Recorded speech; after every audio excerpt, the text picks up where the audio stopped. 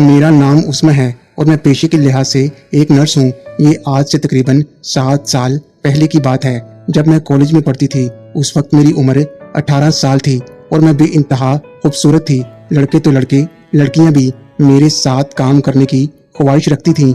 मेरा साइज किसी आंटी जैसा था और ऊपर से मैं ऐसे लिबास पहनती थी जिसको देखकर बूढ़े जवान सब मुझे पाने की आरज़ू किया करते थे।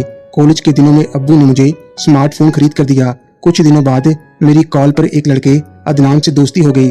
उस लड़के से कभी कभार स्काइप पर वीडियो कॉल पर बात भी हुआ करती थी।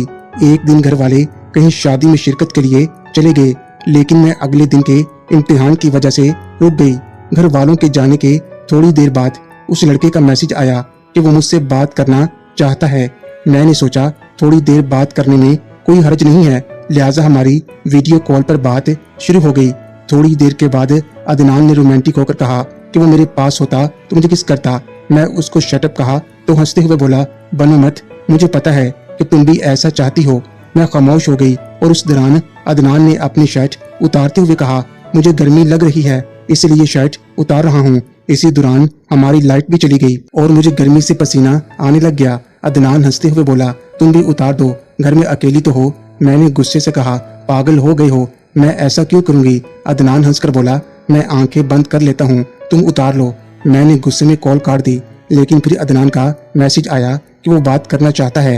मैंने दोबारा कॉल की तो इस बार अदनान बिल्कुल बेलबास लेटा हुआ था। मैंने उसको कहा, बेशर्म, ये क्या हरकत है। अदनान हंसकर बोला, गर्मी में और क्या करूं। तो मैंने कहा, जो मर्जी करो, लेकिन ऐसे मेरे सामने तो मत आओ। इस दौरान मेरी नजर मुसलसल अदनान की उस पर ही टिकी रही जिसको अदनान भांप गया और बोला, अगर शर्म आ रही है तो मेरे छोटू को क्यों घूर रही हो।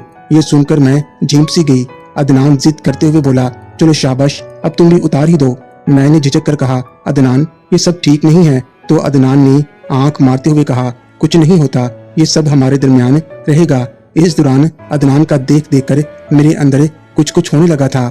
मैंने कहा, अदनान तुम अपनी आंखें बंद करो, मैं उतारूंगी, लेकिन कुछ भी दिखाऊंगी नहीं। अदनान ने हामी भर ली तो मैंने उतारी और सोफे पर लेट गई।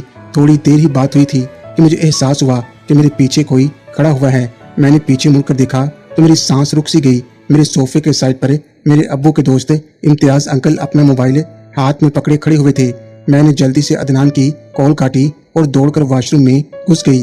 मैं शायद बाहर का दरवाजा बंद करना भूल गई थी और अदनान के साथ ड्राइंग रूम में ही वीडियो कॉल पर बात करने लग गई थी। वॉशरूम के दरवाजे पर दस्तक हुई और इम्तियाज अंकल की आवाज आई, उस्मा बेटा बाहर आ जाओ, मैं किसी को कुछ नहीं बताऊंगा। मैंने अंदर लटकी एक शर्ट पहनी और डरते डरते दरवाजा खोलकर बाहर आ गई, जहां इम्तियाज अंकल खड़े हुए थे। इम्तियाज अंकल ने मेरा हाथ पकड़ा और सोफे पर बिठा दिया। मैंने सर झुकाकर अटकते हुए कहा, वो अंकल, लाइट नहीं थी तो मुझे गर्मी लग रही थी।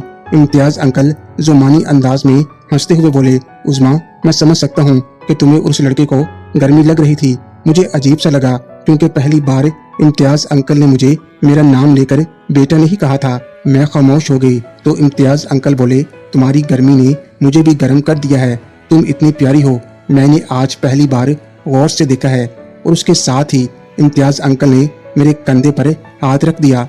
मैं बिदक कर दूर हो गई और गुस्से से बोली, अंकल ये क्या कर रहे हैं आप, मैं अब्बू को बता दूंगी। इम्तियाज अंकल एक कहका लगाकर बोले, बिल्कुल बता दो, बल्कि अभी कॉल करो। वो क्या है कि जब मैं अंदर आया था तो गलती से मेरे मोबाइल का कैमरा ऑन हो गया था और तुम्हारी उस लड़के की वीडियो कॉल की वीडियो भी गलती से रिकॉर्ड हो गई। मैं एकदम से सहम कर चुप हो गई, जबकि इम्तियाज अंकल बोले, अब अगर यही वीडियो तुम्हारे अब्बू और तुम्हारे मोहल्ले वालों के पास चली जाए तो सोचो कितनी बदनामी होगी ना तुम्हारे अब्बू की। मैं ये सब सुनकर खौफ से कांपने लगी। इम्तियाज अंकल मेरे पास बैठे हुए बोले, अरे अरे डरने की जरूरत नहीं है, मैं ऐसा कुछ नहीं करूंगा, लेकिन एक शर्त पर। मैंने सहमे हुए लहजे में पूछा, कौन सी शर्त अंकल। इम्तियाज अंकल मेरी तरफ गौर से देखते हुए बोले, इस शर्त पे कि जो गर्मी मुझे तुम्हारी वजह से लगी है तुम उसको दूर करोगी। मैंने ना समझी वाले अंदाज में कहा, वो कैसे अंकल। मेरी बात के जवाब में अंकल ने बैठे बैठे अपना बाहर निकाल लिया तो मेरी सांस रुक सी गई। अंकल का बहुत मोटा था। इम्तियाज अंकल का हाथ लंबाई और मोटाई में अदनान से बहुत बड़ा था, जिसे देखकर मैं डर गई।